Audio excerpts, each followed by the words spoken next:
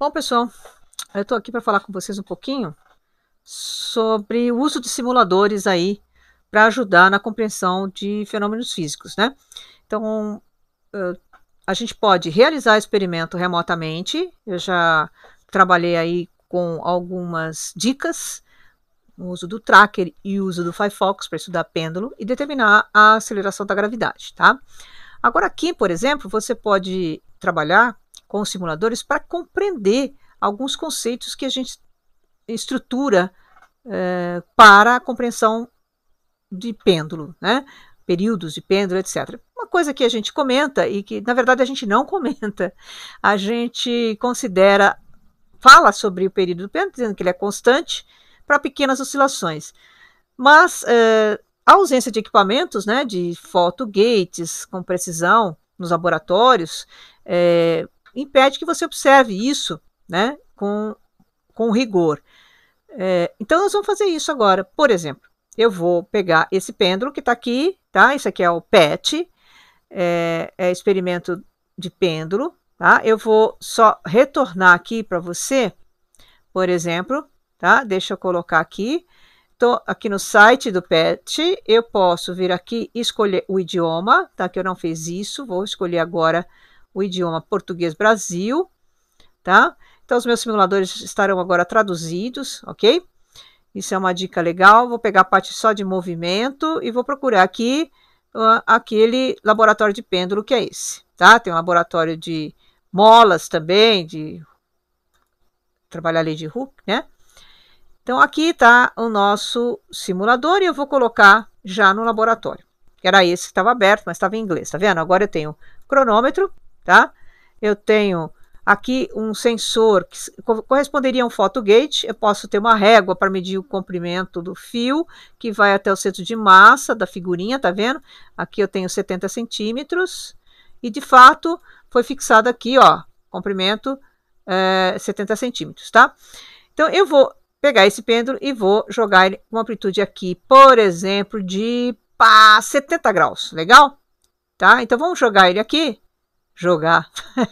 Vou lançar ele a partir daqui, tá? A aceleração da gravidade aqui é na Terra, tá? Está sem atrito, ok? E vou jogar. Essas coisas eu tive aqui, tá, gente? Ó, aceleração na Terra e sem atrito, tá? Vamos lá usar o nosso photogate, ó. 1,8498. Vamos de novo. 1,8498. Eu tenho aqui já um Excel.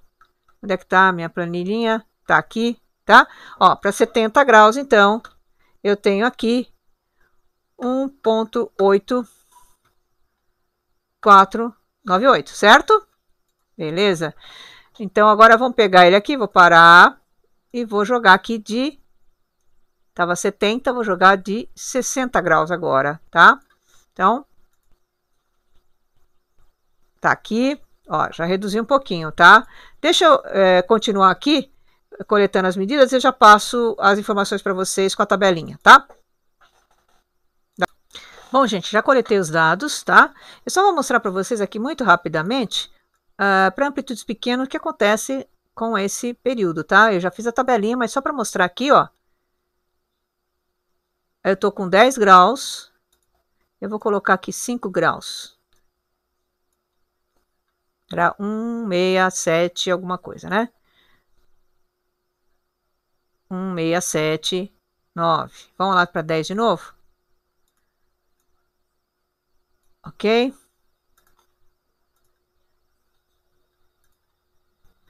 1,68, tá? Então, olha só. Eu fiz aqui a representação gráfica desses resultados, tá, gente? Olha que coisa interessante que você tem aqui. Então, eu peguei o ângulo, tá, e o período aqui. Aqui, essa coluna, eu aproximei para 2 casas decimais. Os valores estão aqui. Então, veja, a partir de 10 graus e para baixo, né, amplitudes menores do que 10 graus, com 2 casas de aproximação, eu tenho praticamente...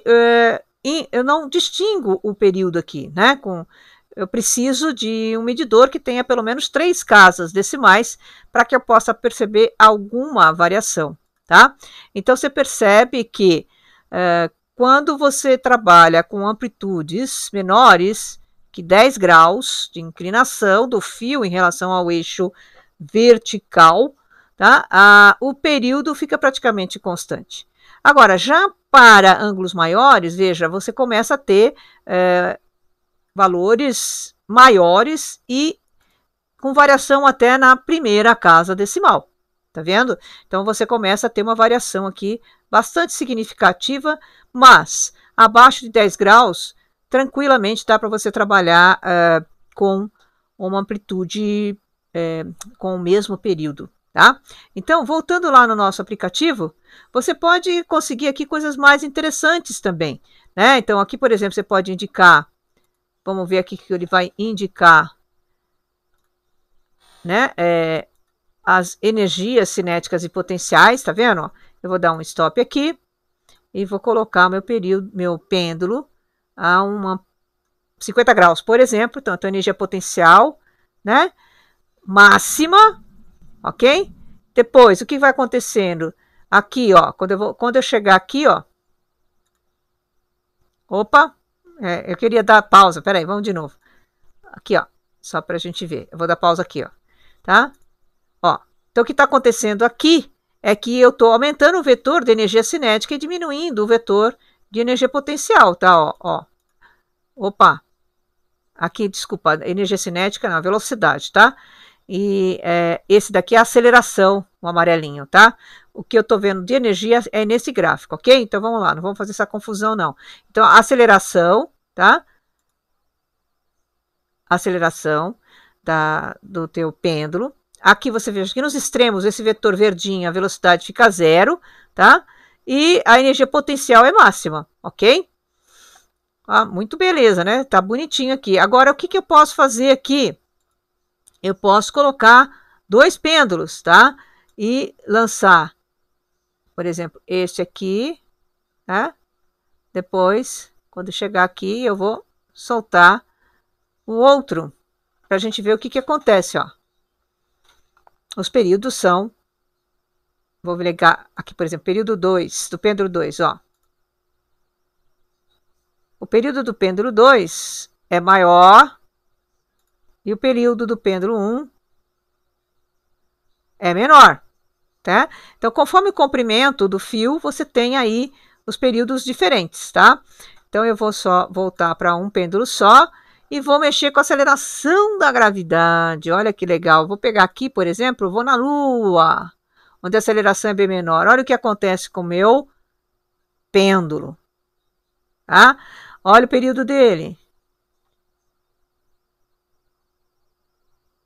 Lá é mais lento, né? Porque a aceleração da gravidade vai possibilitar uma atração, uma força aqui, peso maior e, portanto, ele desce mais rapidamente. Vamos ver em outro lugar? Opa, Júpiter! Olha só, Júpiter! Uau!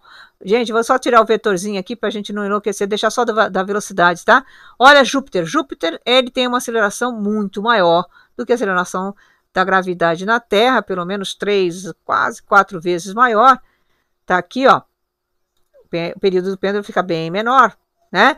Então é nítido a dependência com a aceleração da gravidade, né? Um planeta X que você possa colocar, né? A gravidade que você quiser, né? Agora, por exemplo, ele colocou um planeta qualquer aqui, ó, para a gente descobrir. Aí, com as equações básicas do período do pêndulo, você pode descobrir qual é a aceleração. Vamos colocar atrito agora? Tá? O que vai acontecer quando eu coloco atrito? Vamos lá jogar ele aqui. Tá? Eu estou colocando um atrito aqui, vou colocar um atrito máximo. Ó, ele vai reduzindo rapidamente a amplitude dele, né? Então, aqui, o período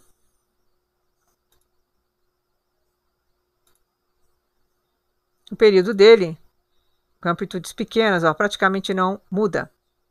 Olha lá. Tá?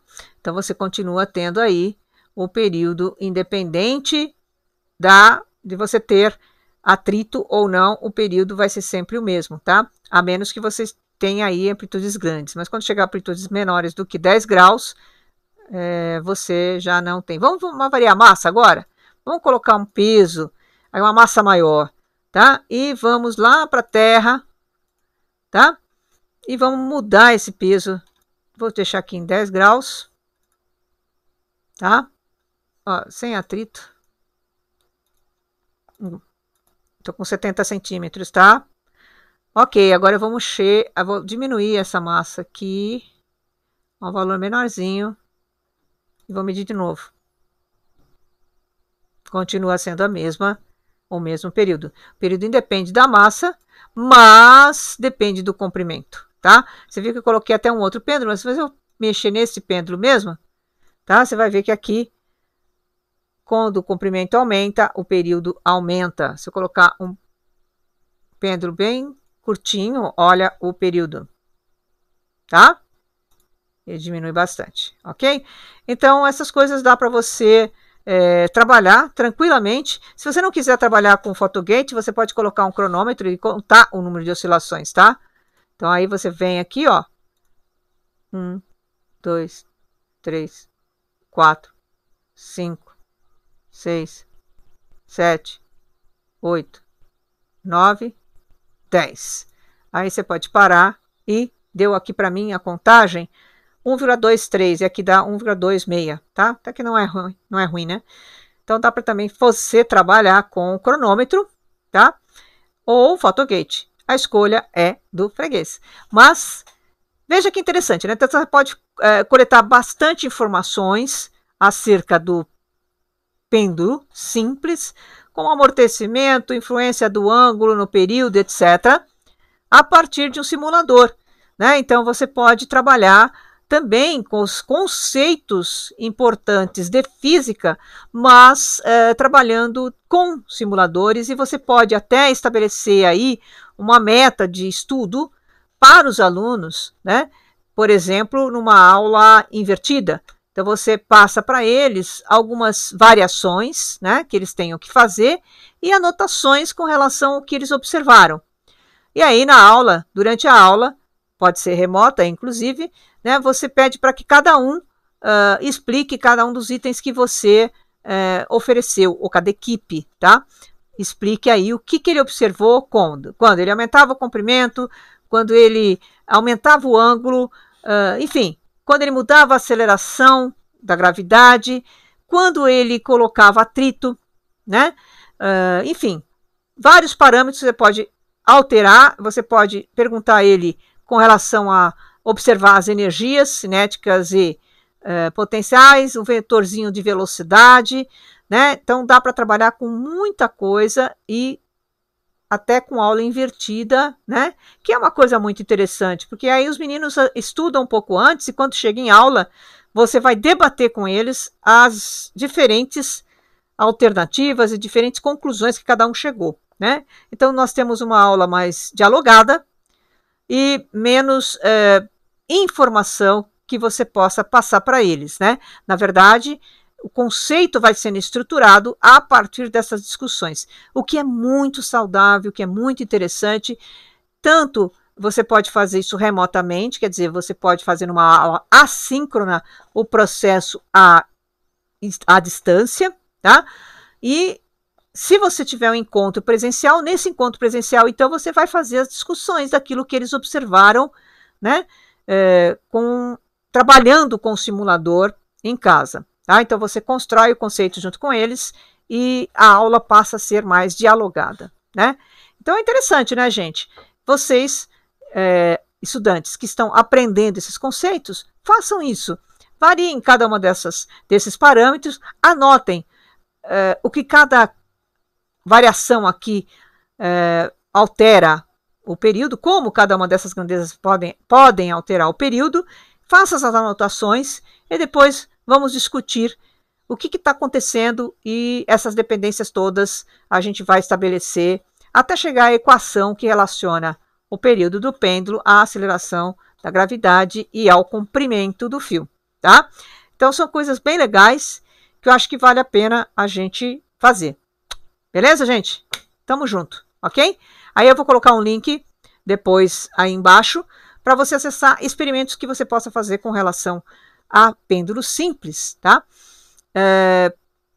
Em casa, a partir da análise com tracker ou a partir de aplicativos no celular como o Firefox, tá? Vai ter aí um link para vocês. Obrigado e até a próxima. Um abração aí, hein, gente?